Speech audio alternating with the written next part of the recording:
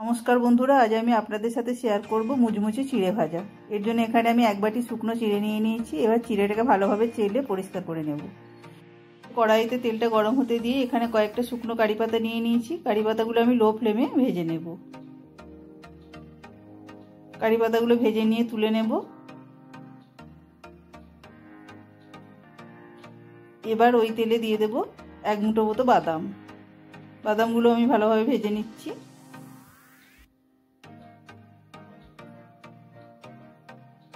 বাদাম ভাজা হয়ে গেলে বাদামগুলোও তুলে নেব।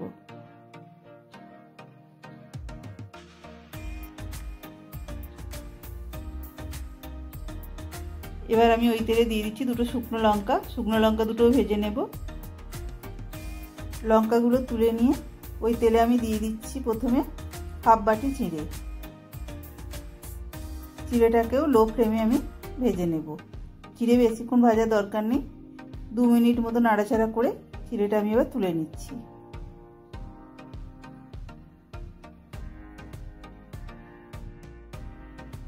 ছান্তার সাহায্যে সব চিড়েগুলি আমি তুলে নেব।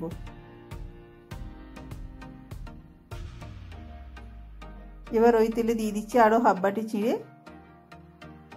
এই চিড়েগুলোকে আমি এইভাবে লো ফ্লেমে ভেজে নিচ্ছি। চিড়েগুলো ভাজা হয়ে গেলে ওই একইভাবে আমি তেল থেকে তুলে নেব। এবার এখানে আমি একটা মশলা তৈরি করে নেব। তার জন্য নিয়ে নিচ্ছি হাফ চামচ বিট লবণ, হাফ চামচ লঙ্কা গুঁড়ো আর 1 চামচ চাট মশলা। এগুলো ভালোভাবে মিশিয়ে নেব।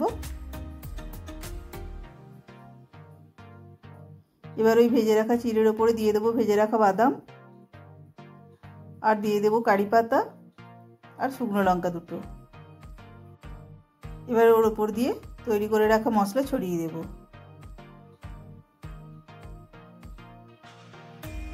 মশলাটা ছড়িয়ে এবার চামচ দিয়ে খুব ভালোভাবে মিশিয়ে নিলে রেডি হয়ে গেল মুচমুচে চিড়ে ভাজা। সন্ধেবেলা চায়ের সাথে এই চিড়ে ভাজা খেতে অপূর্ব লাগে।